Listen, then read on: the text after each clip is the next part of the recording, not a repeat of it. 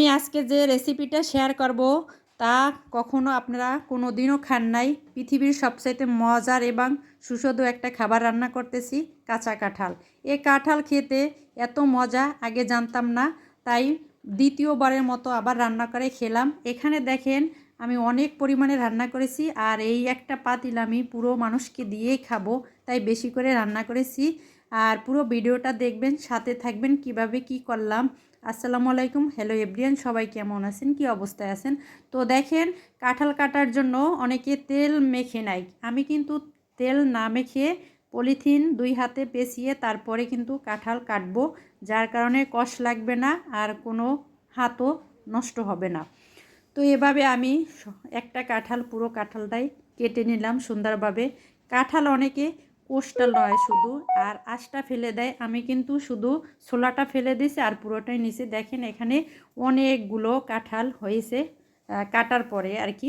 তারপরে আমি দেখেন প্রথমে পানি, লবণ আর হলুদ দিয়ে দিছি গরম করে তারপরে কিন্তু কাঁঠালটা ফুটিয়ে কিছুক্ষণ রেখে নামিয়ে ফেলবো। লুডুস যেভাবে সিদ্ধ করা হয় জাস্ট সেরকমেরই আর কি। তো এখানে আমি 50%-এর মতো সিদ্ধ করে নিয়েছি, আর 50% রান্নায় আমার চলে আসবে সেই সুন্দর।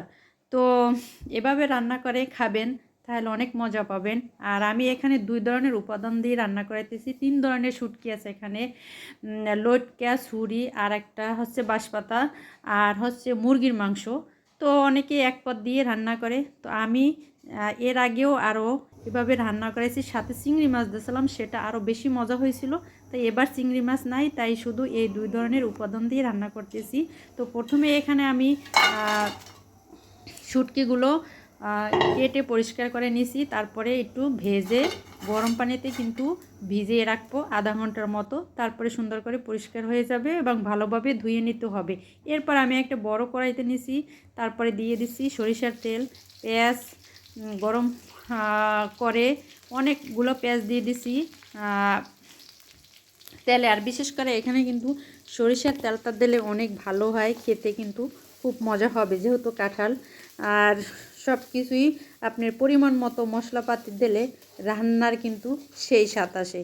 তো পেঁয়াজটা ভালো করে ভেজে নিব লাল লাল করে। এরপরে আমি দেখেন এখানে মশলা দিয়ে দিছি, দারচিনি, লবঙ্গ, তেজপাতা, এলাচি, গোলমরিচ, সবগুলো আমি আগে রেডি করে রেখেছি, তারপরে এখন দিয়ে দিছি।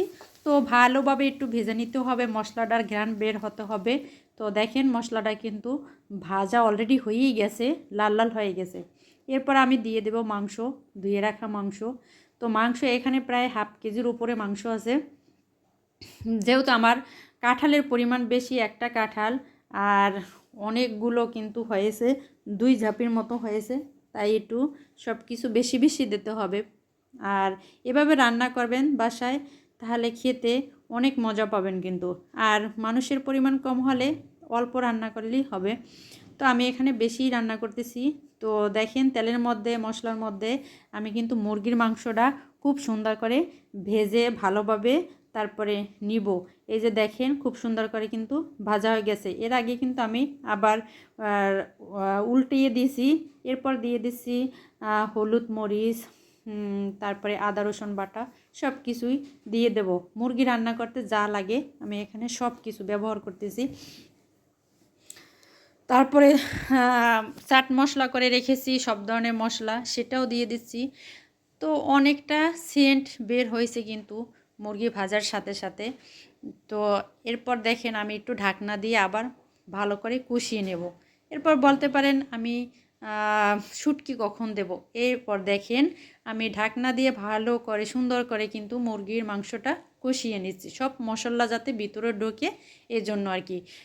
মিডিয়াম লো লো হিটে আমি কিন্তু দিয়ে রাখছি। এরপর দেখেন শুটকিটা দিয়ে দেব। এই যে দেখেন কত সুন্দর পরিষ্কার করা হয়েছে, একদম কিন্তু গন্ধ হয় না। গরম পানি দিয়ে বারবার ধুয়ে নিছি, খুব সুন্দর হয়েছে কিন্তু। এই তো দিয়ে দিলাম শুটকি দেওয়ার পরও কিন্তু আপনার প্রায় 20-25 মিনিটের মতো ভালো করে রান্না করে নিতে হবে। এই তো দেখেন আমি কিন্তু খুব সুন্দর করে রান্না করে নিছি, তেলটা একবারে উপরে চলে আসছে আর মাখা মাখা হয়ে গেছে কিন্তু।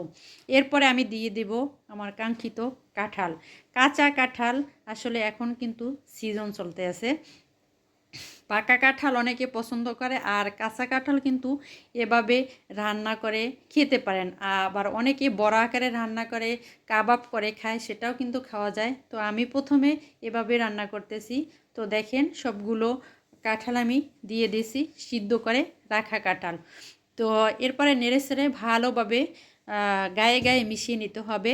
আর আরেকটা কথা এখানে খেয়াল রাখবেন, আমি কিন্তু রাইস কুকারে পানি বসিয়ে দিয়েছি, ফুটিয়ে রাখছি। এই ফুটানো পানি দিতে হবে, তাহলে কিন্তু স্বাদটা ভালো থাকবে আর কিন্তু খেতে মজা হয়। আর ঠান্ডা পানি দিলে কিন্তু তরকারির স্বাদ ভালো হয় না, এটা সবসময় মাথায় রাখবেন। এটাও একটা কিন্তু টিপস, যে কোনো তরকারি খেতে, মাংস, তারপর মাছ মাংস রান্না করা খেতে সবসময় গরম পানি ব্যবহার করবেন। আমি সেটাই করি সব সময়, যেহেতু আমার রাইস কুকার আছে, এক পাশে এই চুলায় রান্না করি আর এক পাশে গরম পানিই থাকে সব সময়। তো এভাবে আমি রান্না করি, আমার রান্নাঘরের টিপস আজকের। এরপর দিয়ে দিলাম কাঁঠাল, যেহেতু একটু মিষ্টি মিষ্টির দরকার, তাই না? এরপর আমি দিয়ে দিয়েছি একটু চিনি। তো আসলে কাঁঠালটা কাঁচা তো একটু মিষ্টির পরিমাণ কম ছিল, যার কারণে চিনি দিয়ে দিয়েছি। এরপর খেতে একটু মিষ্টি মিষ্টি লাগবে। অলরেডি কিন্তু কাঁঠাল রান্না করা আমার হয়ে গেছে। তো এরপরে জিরা দিয়ে আমি নামিয়ে ফেলবো।